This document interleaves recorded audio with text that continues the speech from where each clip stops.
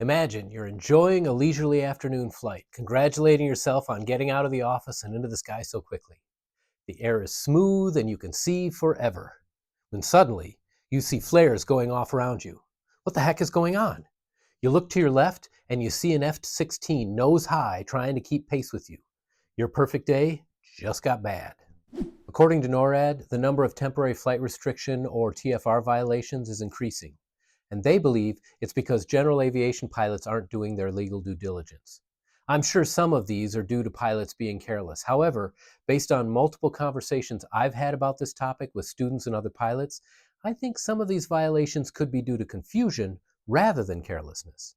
In this video, I'll tell you why I think that, and I'll show 5 tools to help simplify compliance and help keep you out of trouble. So, why might pilots be confused? Let's take a step back. We all know the FAA is charged with maintaining the safety and efficiency of our national airspace system. In certain circumstances, to ensure that safety, the FAA may need to restrict access to certain airspace for a brief period of time. These restrictions are called temporary flight restrictions, or TFRs.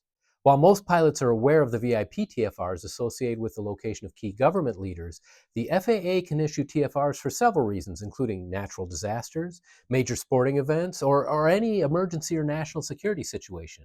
And while the FAA tries to avoid this, TFRs can and do change. TFRs are published as NOTAMs, or Notices to Airmen. According to the Pilot's Handbook of Aeronautical Knowledge, NOTAMs are time-critical aeronautical information, either temporary in nature or not sufficiently known in advance to permit publication on aeronautical charts or in other operational publications. Probably the biggest challenge is that TFRs are not the only NOTAMs, far from it. By definition, NOTAMs identify the abnormal status of any components of the national airspace system. I recently made a flight from Rochester, Minnesota to Milwaukee, Wisconsin. And here's the list of active NOTAMs within 25 miles of my flight path. In case you weren't counting, there are just over 25 pages of them. The sheer volume is overwhelming. Secondly, here's the text of one of them. So to be fully prepared, not only do I have to review them and try and figure out which may apply, I also need to plot many of them using latitude, longitude, and a specific radius from that point to see if they intersect with my planned route. Considering how many NOTAMs there are, the probability of missing something important is very high. Well, let's explore 5 tools that can simplify this process and make it far less likely to miss critical information. First, in 2003, the FAA recognized there was a problem and launched the FAA Graphical TFR website. This can be found at tfr.faa.gov.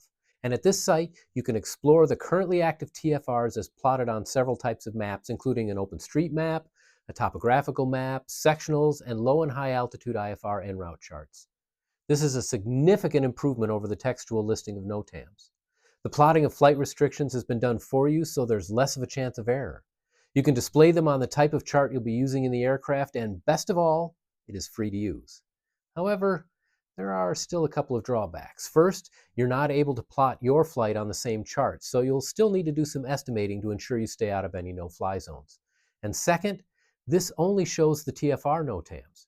Other NOTAMs, including obstacles, service interruptions, active military operations, or restricted areas, they're not displayed, so you'll need to use other resources for those.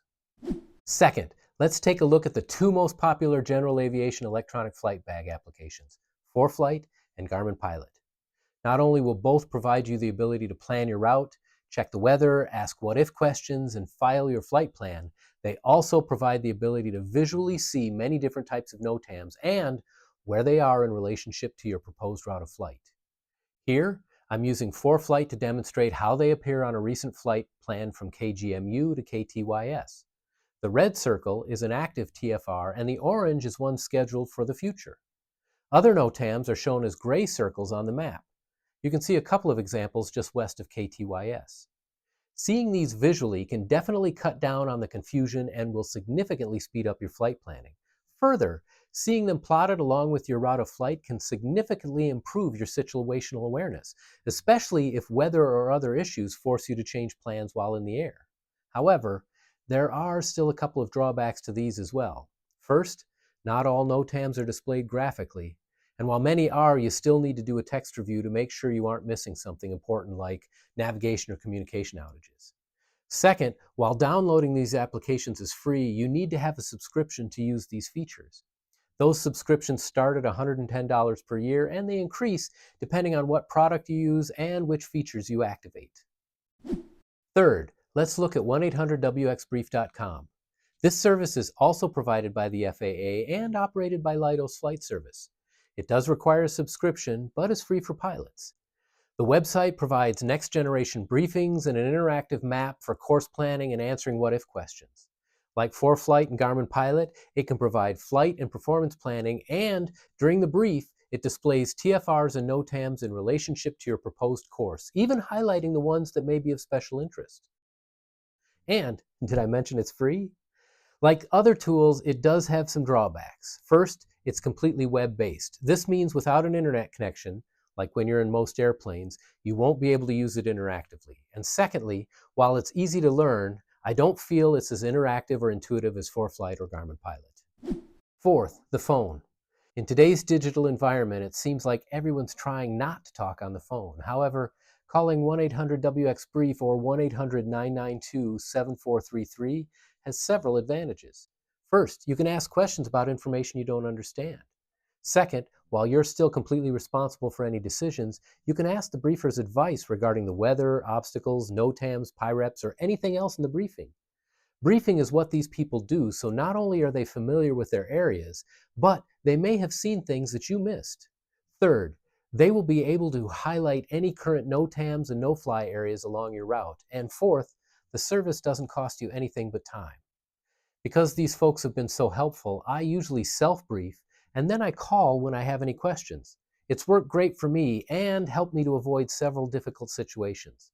The only downsides I've found are that first, you'll need to be good at asking the right questions, and secondly, you'll have to be good at taking notes. Fifth, use VFR flight following whenever possible. While keeping pilots out of TFRs is not ATC's primary responsibility, they will often notify you if it appears you're headed into trouble. If you have a squawk code and are already talking with them, it is much easier for them to warn you ahead of time and help you avoid the TFR. So, let's go back to where we started. You're back in the cockpit enjoying that perfect, peaceful flight. The sun is shining, the air is smooth, and you're exactly where you want to be without any unwelcome surprises because you know there are no hazards or restrictions. While TFR violations are on the rise, they don't have to be. And by using these tools, you can more easily and more effectively review NOTAMs and avoid unexpected military escort. If you aren't already, I challenge you to integrate these tools into your pre-flight routine. Whether you prefer digital tools, a good old-fashioned phone call, or a combination of both, make a habit of double-checking for airspace restrictions in relationship to your planned flight. Every single flight. As always, thank you for watching, fly safely, and I will see you next time.